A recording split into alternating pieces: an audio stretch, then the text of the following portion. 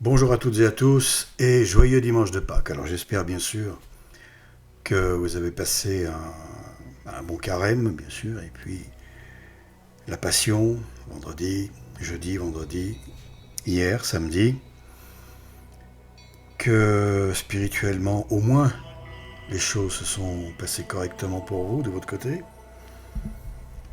Et puis je me disais finalement, je vais poster une messe que sans doute parmi vous, bien évidemment, pas mal de personnes connaissent.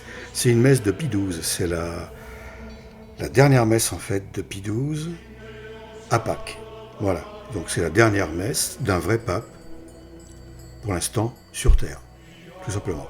La dernière messe de Pâques d'un véritable pape dans notre monde, sur notre planète. Donc ce n'est quand même pas rien. Je me suis appuyé sur...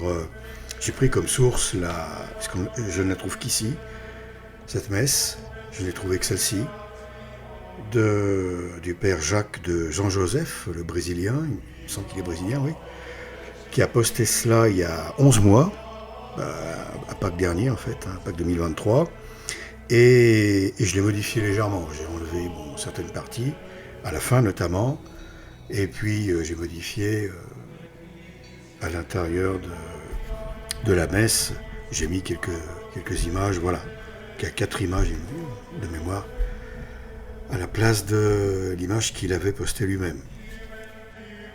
Alors je le remercie indirectement pour le travail qu'il a fait avec cette vidéo. Je ne sais pas si c'est lui qui a écrit tout le texte que l'on voit défiler au moment de la messe. En français, je ne sais pas.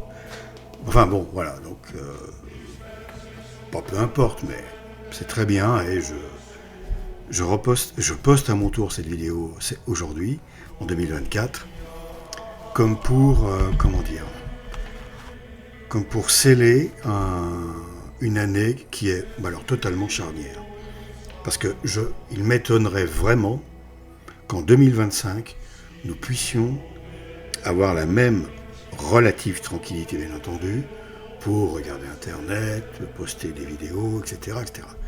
Très honnêtement, je n'y crois pas du tout. Je pense que c'est le dernier, le dernier dimanche pascal que nous passons à peu près normalement.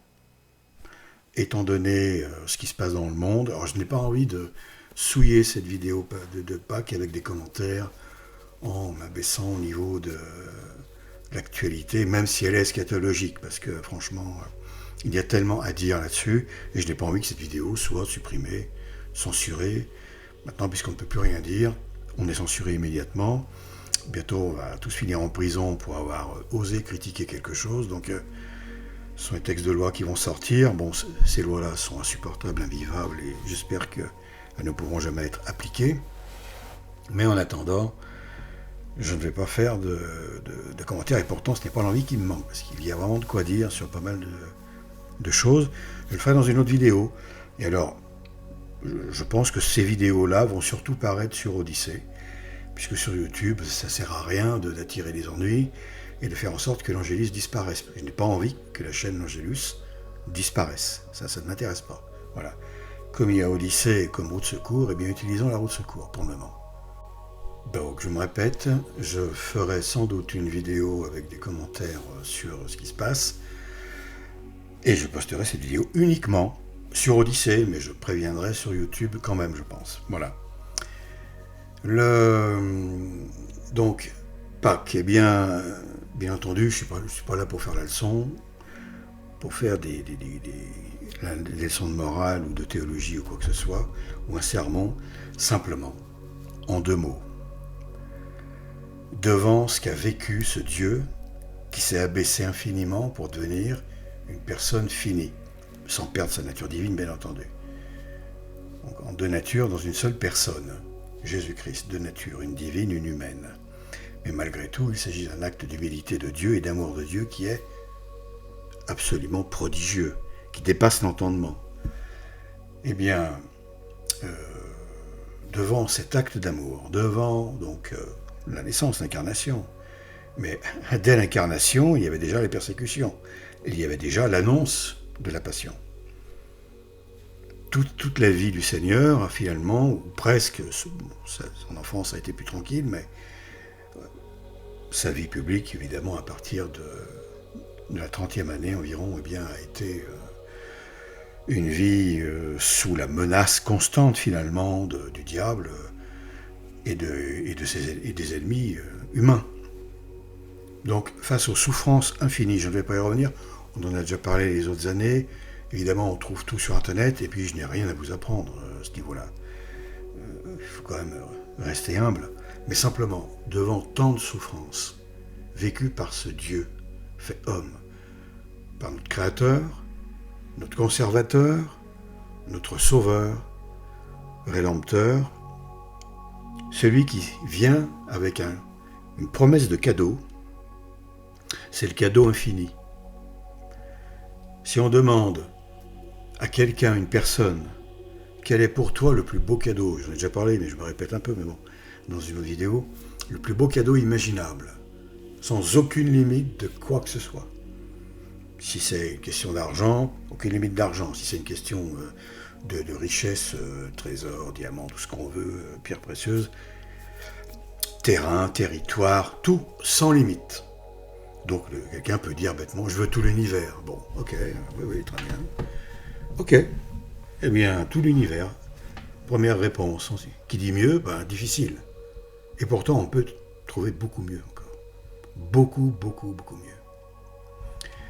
Tout le bonheur possible que je puisse vivre, ressentir, en fonction de ma nature, en fonction de ce que Dieu a fait de moi, c'est le plus grand cadeau, c'est le plus grand bonheur, la plus grande joie possible et imaginable que, en tant que créature, je puisse vivre, ce bonheur étant différent pour chacun d'entre nous, pas dans le sens du bonheur, mais dans la qualité de ce bonheur, évidemment, étant donné que nous sommes tous différents, malgré que nous soyons tous humains.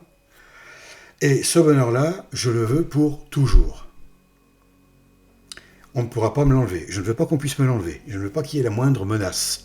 Je veux le vivre à 100, à 1000%. C'est-à-dire sans aucune arrière-pensée, pour toujours, sans jamais m'en lasser. Sans jamais m'en lasser. Je ne veux pas arriver à satiété et me dire je commence à m'ennuyer, ça fait 1000 ans que je suis heureux, là je m'ennuie.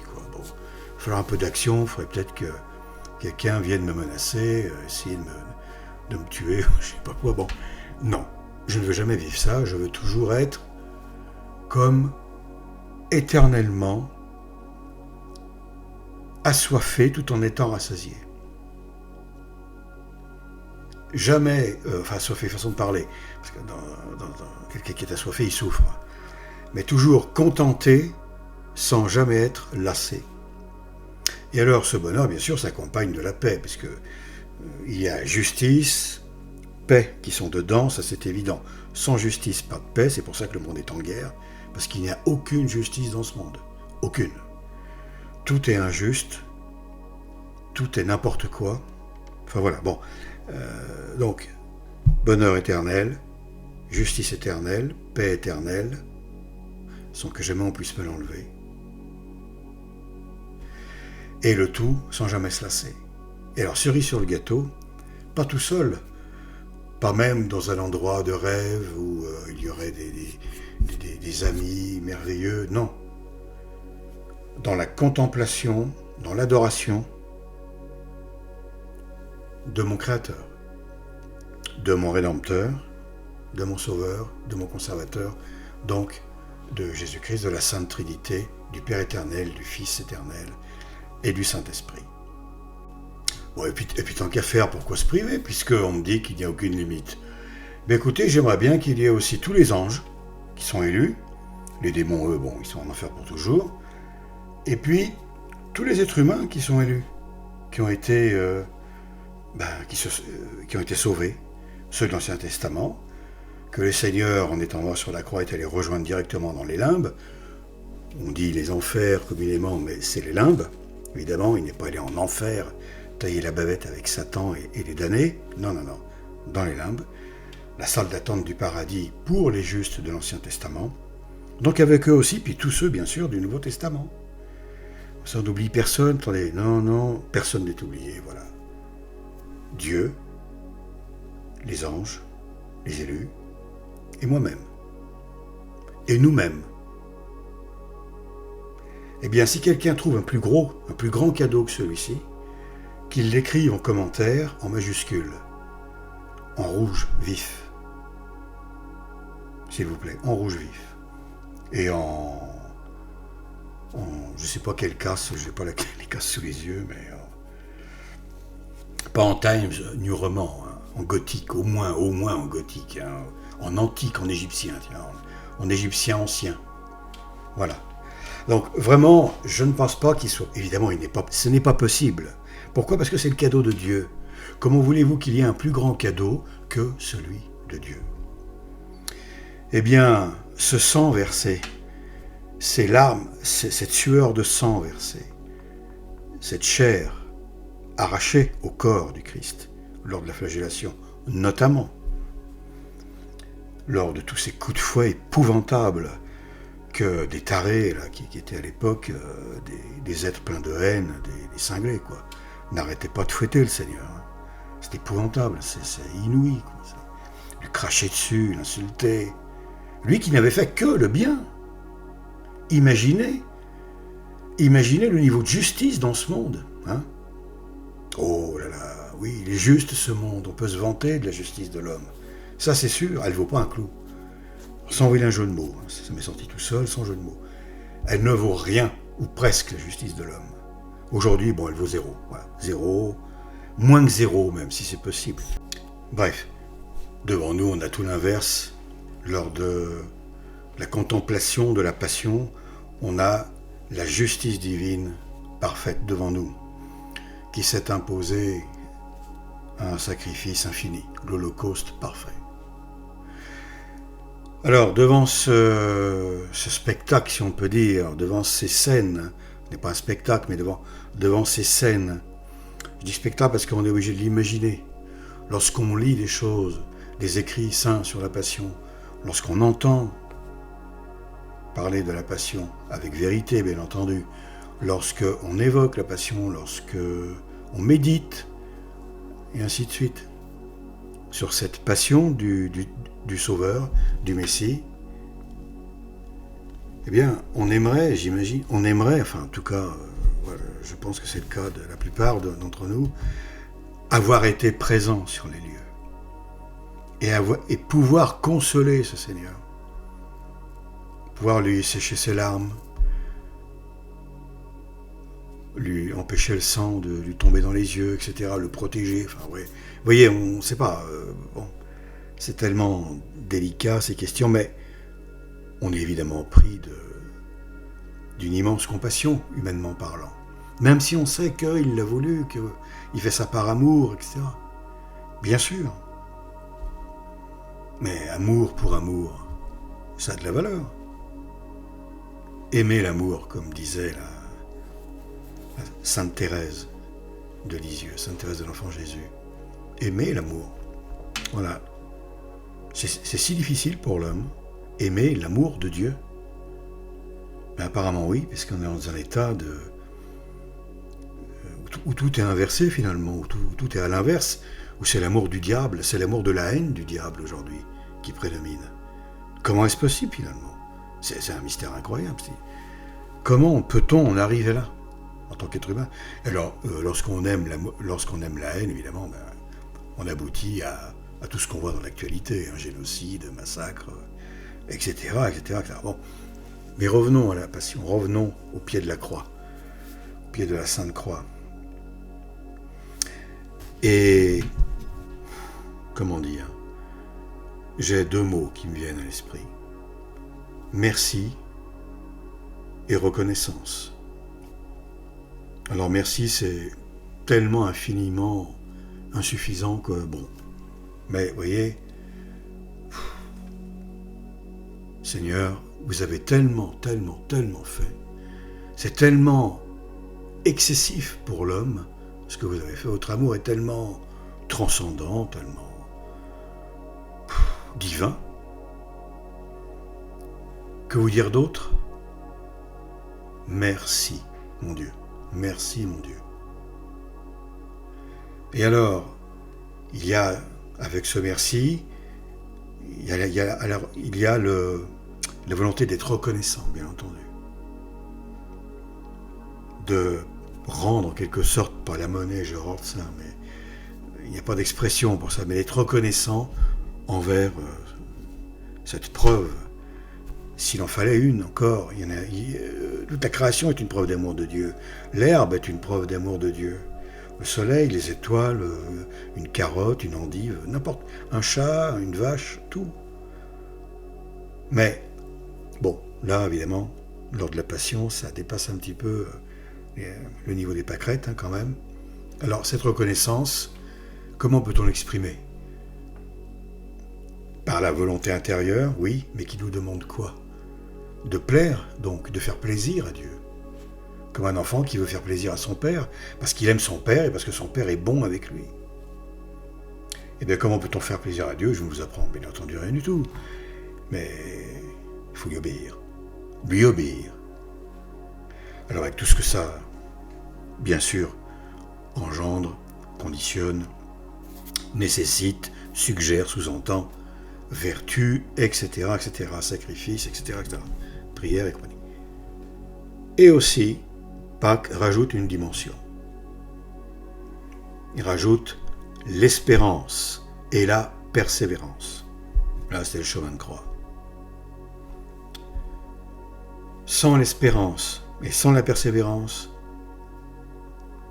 on peut construire un immeuble jusqu'à l'avant-dernier étage et le rendre inhabitable parce qu'on n'a pas construit le dernier étage. Bon, c'est un peu idiot peut-être cet exemple, mais on peut faire quelque chose presque jusqu'au bout, arrêter avant terme et faire en sorte que la chose est inutile.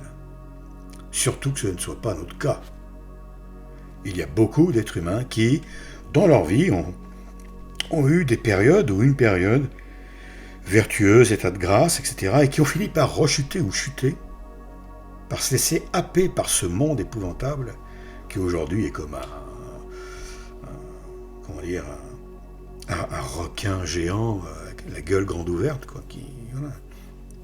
Et là, ça peut se faire, cette chute, elle peut être provoquée, cette chute, par le désespoir, par trop de fatigue, par trop de vision de mal autour de soi, en soi, de dire le combat est inégal, je ne pourrai jamais y arriver, il y a trop de tentations, il y a trop de guerre, trop de mal,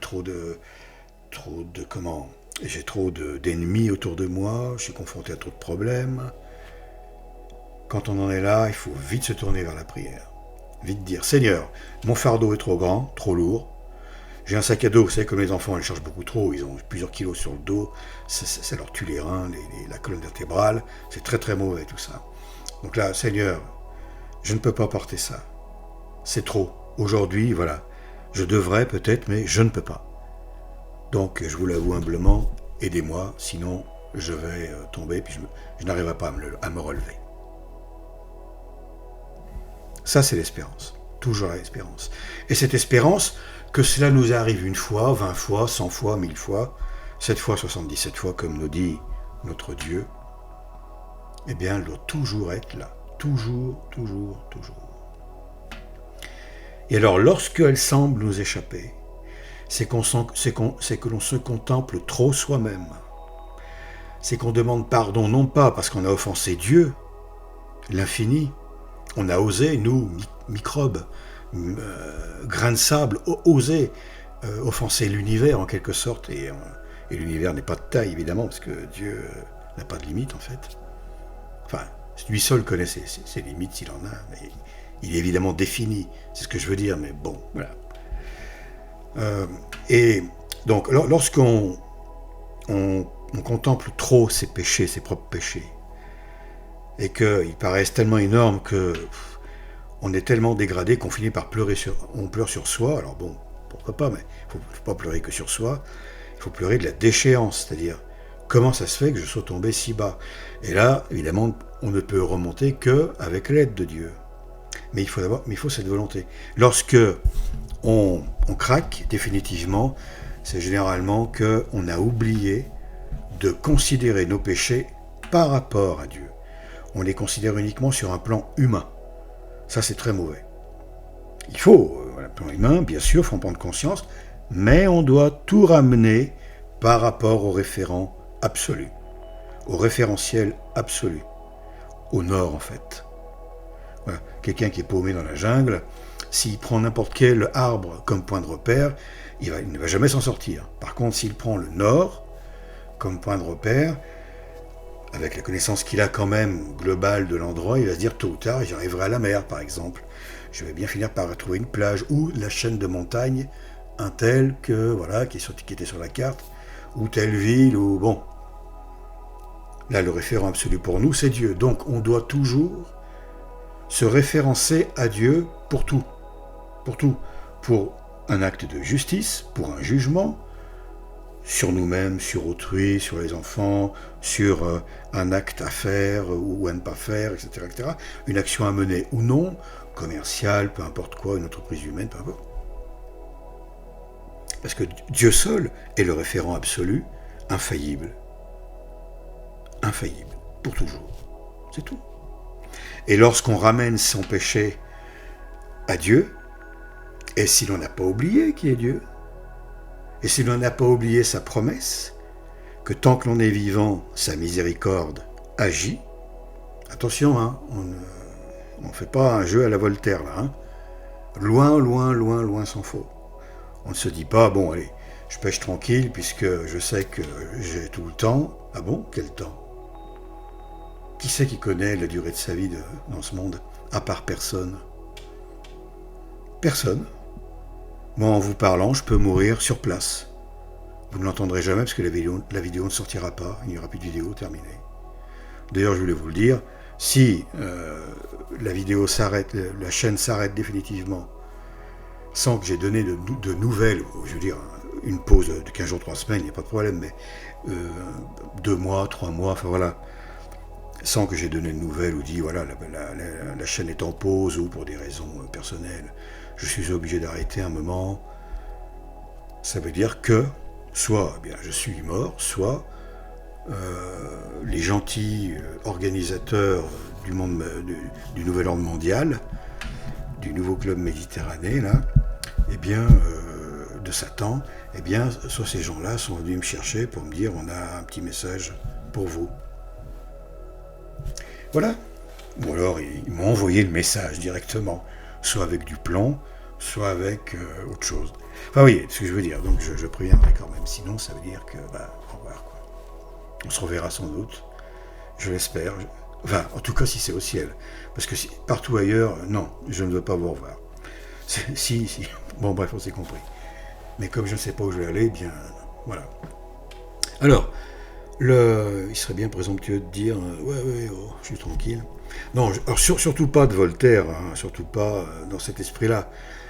Mais je veux tout simplement dire ce qui est archi connu, bien entendu, c'est qu'il ne faut jamais désespérer de l'amour de Dieu tant que l'on est repentant, sincère, et non pas tant qu'on joue au casino ou à la roulette russe avec le Seigneur.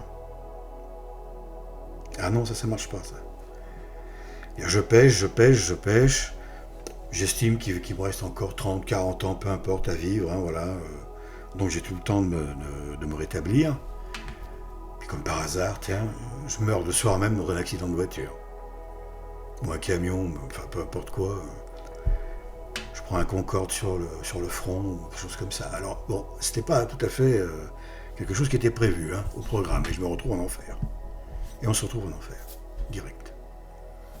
Mais tant qu'on est vivant, tant que l'on garde évidemment un amour élémentaire, c'est-à-dire cette admiration élémentaire pour notre Créateur, pour Dieu, ce n'est pas suffisant, mais bon voilà, minimum, on va dire vital. Eh bien, on doit considérer que Dieu,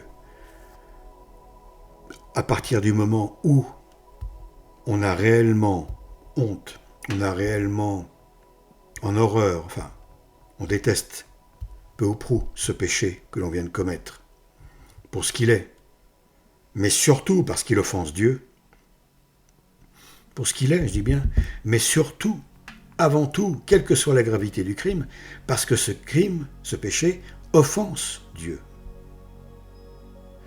Et c'est plus important d'offenser Dieu que de tuer 1 million de personnes. Voilà ce que je veux dire. C'est l'offense envers Dieu qui doit être considérée en premier, même si on a volé une noix, pas parce qu'on meurt de faim, là c'est différent, mais comme ça par vice, ou une pomme à l'étalage, on va dire, oh c'est rien une pomme, qu'est-ce que c'est qu'une pomme? Oui bien sûr, parce que tout le monde fait ça, il n'y a plus de vendeurs de pommes, hein. Et vous voyez, quelle que soit la gravité du péché, mais voilà. Donc toujours avoir cette confiance absolue dans l'amour de Dieu. Pas vraiment confiance, parce que là c'est un peu... il y a l'espérance, tout simplement, dans l'amour de Dieu. Le mot confiance, il faut faire attention comment on l'entend. Voilà. Parce qu'il y a une confiance, ça peut être présomptueux. Oui Seigneur, je sais que vous m'aimez, donc bon... voilà, je sais que je vais avoir votre pardon, c'est tranquille, c'est le contrat, hein, on l'a signé ensemble au départ. Non. Déjà, Dieu aime tout le monde, chacun à son niveau. Il n'a évidemment pas le même amour pour chacun d'entre nous, et ainsi de suite, donc attention. Toujours évidemment cette révérence envers lui, ce respect entre guillemets infini, etc. Donc voilà, en fait, Pâques...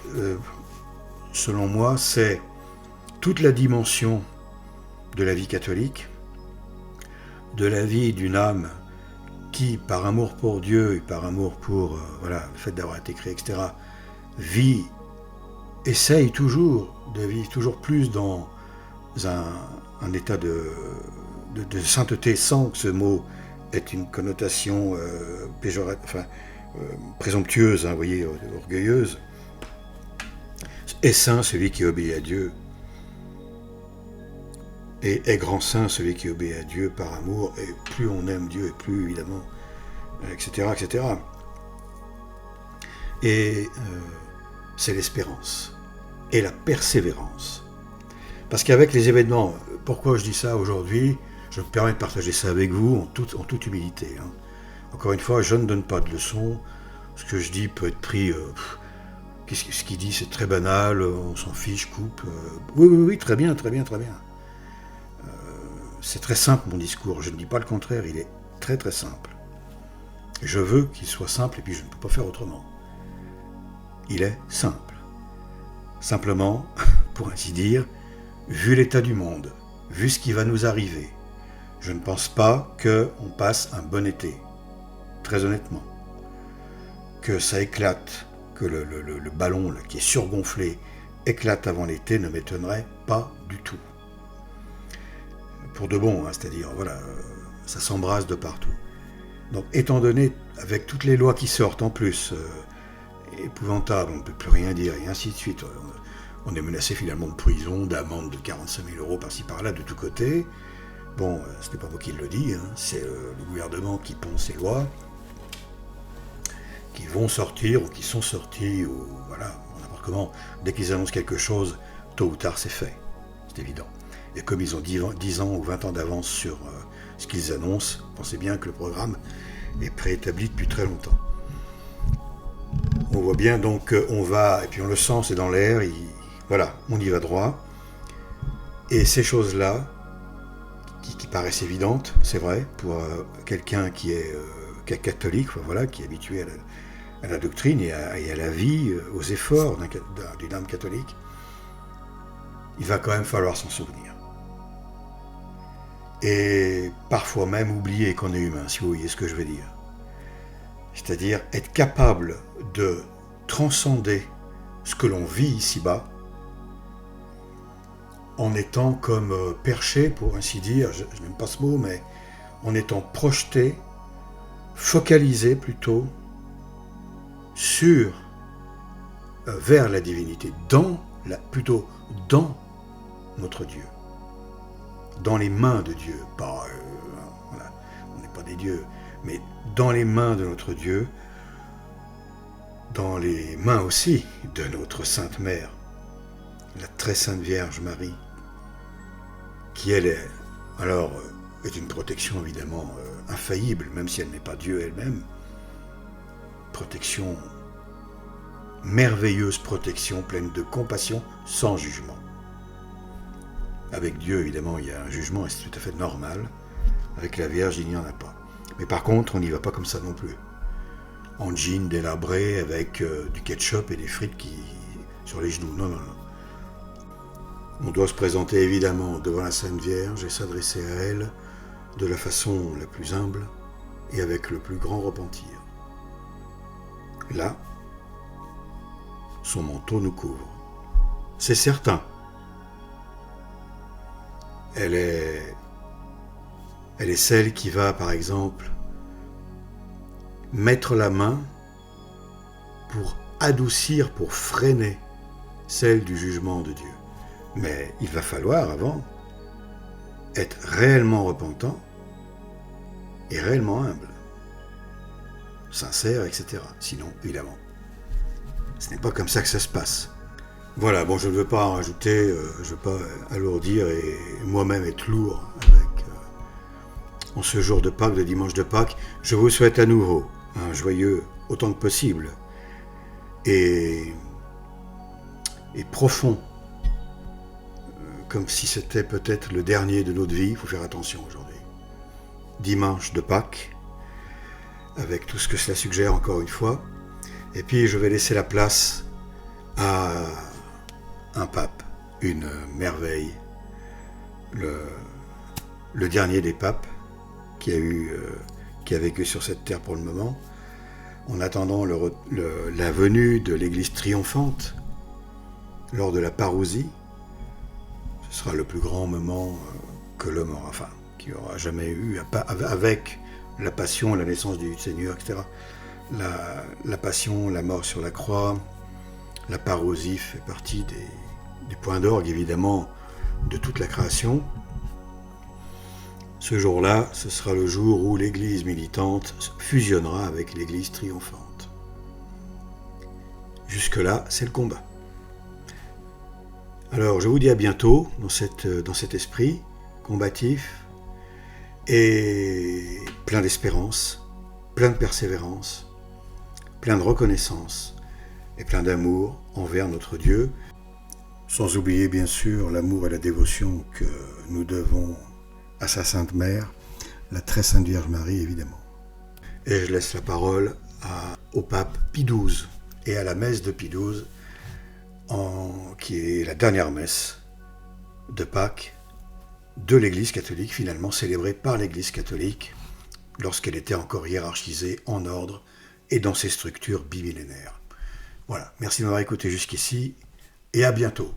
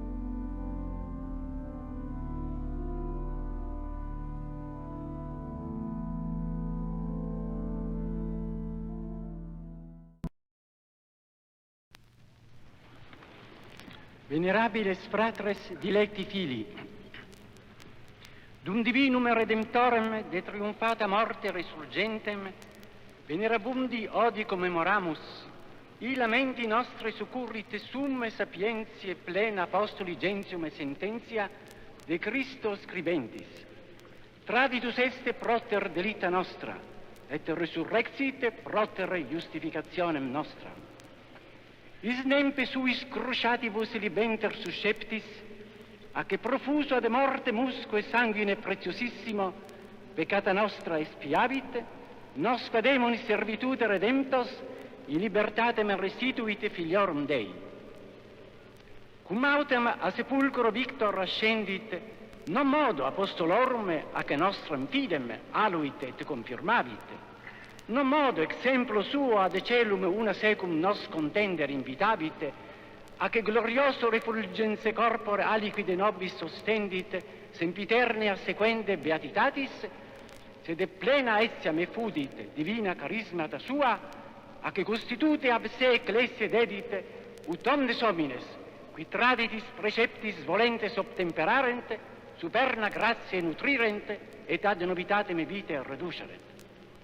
Quam obrem, ut acute lucideque doctor Angelicus animadvertis, quantum ad efficientiam queste per virtutem divinam, tam passio Christi quam resurrectio est causa justificationis, sed quantum ad exemplaritatem proprie passio et morse Christi est causa remissionis culpae. Per quam morimur peccato, resurrectio autem Christi est causa novitatis vitae, queste per gratiam sive justitiam. Nos igitur qui per elapsus dies, a che presertime per sacram hebdomadam, Iesu Christi dolores angoresque, pio recolentes animo, ad eluendas animi labes, et ad nostra abolenda peccata peculiari modo excitabamur, que quidem causa fuere divina redemptionis, odie, in ac superna pascatis luce e fusaque letizia, ad illam evocamur redintegrationem renovationemque vitae, adequam missa celebrata mysteria suavissime nos allisciunt. Mysticum Iesu Christi corpus sumus, coigitur processit gloria capitis, eos spes vocatur et corporis. Quomodo Christus resurrecita mortuis, ite et nos in novitate spiritus ambulemus. Ac quem admodum Christus resurgens es mortuis ianno moritur, mors ili ultra non dominabitur, ita nos exemplo eius per moti, eiusque gratia aliti, non modum deponamus veterem hominem, qui corrumpitur secundum desiderii erroris, sed etiam renoemur spiritu mentis nostre, et induamus novum hominem, qui secundum Deum creatus este, in justitia et sanctitate veritatis. Ecce pulcherrimi apostoli gentium et sententiae ortationesque, Pascalibus isce anni sacri solemnibus, peculiarissimo modo opportuna videntur, dum universi terrarum orbis Christiani, spiritualibus reseratis ecclesia thesauris, non solum ad sua expianda peccata, non tantum ad perfectionis vitae formam revocantur, sed ad efficiendum etiam proviribus ut ceteri omnes ablutis culparum labibus, ac depositis erroribus prejudicatisque opinionibus, ad eum volentes libentesque accedant, qui unus via est, veritas et vita.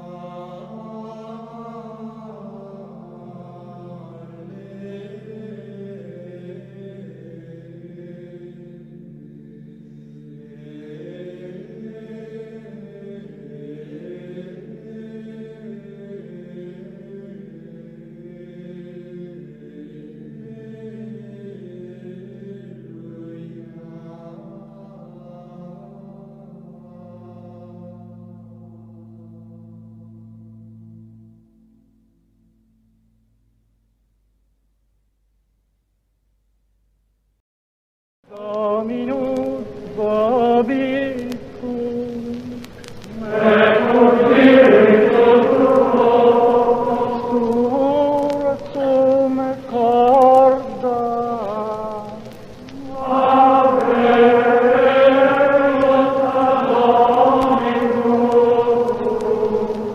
Gratias adamus, Domino Deo nostro,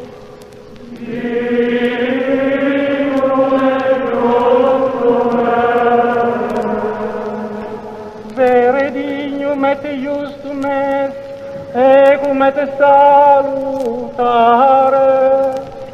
sequidem Domine omni tempore, sed in hac potissimum die gloriosius predicare, cum Pascha nostrum immolatus est Christus, ipsenim verus est agnus, qui abstulit peccata mundi, qui mortem nostram moriendo destrucit, et vitam resurgendo reparavit, et fideo cum angelis et archangelis, cum tronis et dominationibus, cumque omni militia celestis exercitus, hymnum gloriae Tuae canimus, sine fine discente. Santo, Santo,